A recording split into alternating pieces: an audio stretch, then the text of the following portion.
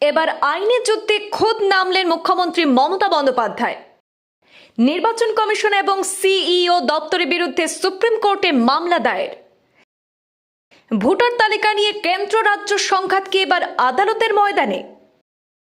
Voter তালিকায় বিশেষ নিবিড় সংশোধনী অর্থাৎ SIR এর বিরুদ্ধে পিটিশন দাখিল।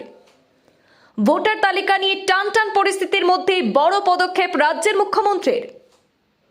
দিল্লিতে মুখ্য নির্বাচন কমিশনার জ্ঞানেশ কুমারের সঙ্গে বৈঠকের আগেই বড় পদক্ষেপ নিলেন মমতা।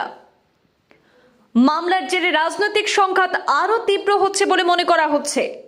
চলতি সপ্তাহে শুনানি হতে পারে মামলাটির।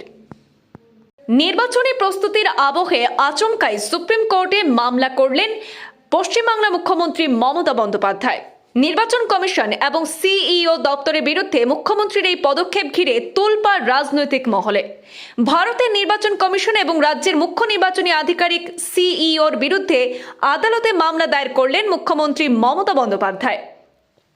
আজ রবিবার মুখ্যমন্ত্রীর এই মামলার বিষয়টি প্রকাশ্যে এসেছে। দেশের সর্বোচ্চ আদালত সুপ্রিম কোর্টে ভোটার তালিকায় বিশেষ নিবিড় সংশোধনী SIR এর বিরুদ্ধে মামলা দায়ের করেছেন তিনি। আগামীকাল সোমবার দিল্লিতে মুখ্য নির্বাচন কমিশনার জ্ঞানেশ কুমারের সঙ্গে সাক্ষাৎ করবেন মমতা।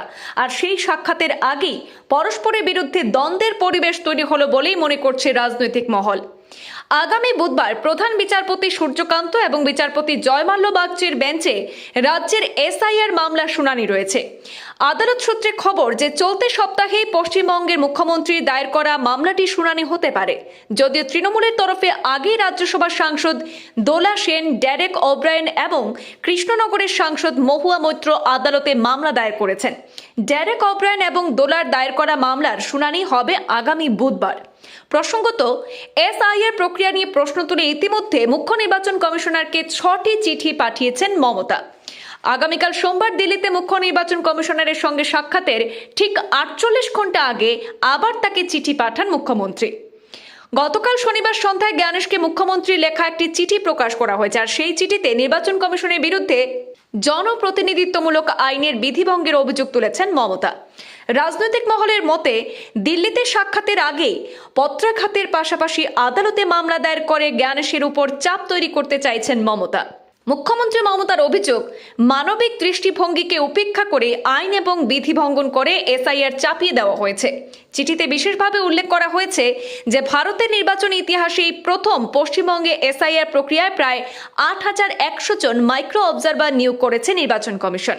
মুখ্যমন্ত্রীর দাবি, এই মাইক্রো অবজারভারের পর্যাপ্ত প্রশিক্ষণ নেই এবং তারা কোনোভাবে এই ধরনের সংবেদনশীল ও আইনি প্রক্রিয়া পরিচালনার জন্য যোগ্য নন। তা সত্ত্বেও একতরফাভাবে তাদের মাঠে নামানো হয়েছে। এই পুরো প্রক্রিয়ার নিরপেক্ষতা নিয়ে প্রশ্ন তুলেছেন তিনি। মমতা বন্দ্যোপাধ্যায় আরও লিখেছেন, জনপ্রতিনিধিত্ব আইন 1950 কিংবা 1960 কোনো বিধানেই মাইক্রো অবজারভারদের এমন ভূমিকা বা সিদ্ধান্ত গ্রহণের ক্ষমতার কথা বলা নেই। আইন অনুযায়ী ভোটার তালিকা রক্ষণাবেক্ষণ, দাবি আপত্তি শুনানি, নথি যাচাই এবং অন্তর্ভুক্তি বা বর্জনের চূড়ান্ত সিদ্ধান্ত নেওয়ার ক্ষমতা একমাত্র ERO এবং AEROদের হাতে ন্যস্ত। সেখানে মাইক্রো অবজারভারদের সক্রিয় হস্তক্ষেপ আইনসঙ্গত নয় বলে দাবি মুখ্যমন্ত্রী মমতার। আগামীকাল সোমবার মুখ্য নির্বাচন কমিশনের সঙ্গে সাক্ষাতের পর মমতা কি বলবেন সেদিকেই তাকিয়ে জাতীয় রাজনীতির কারবারিরা।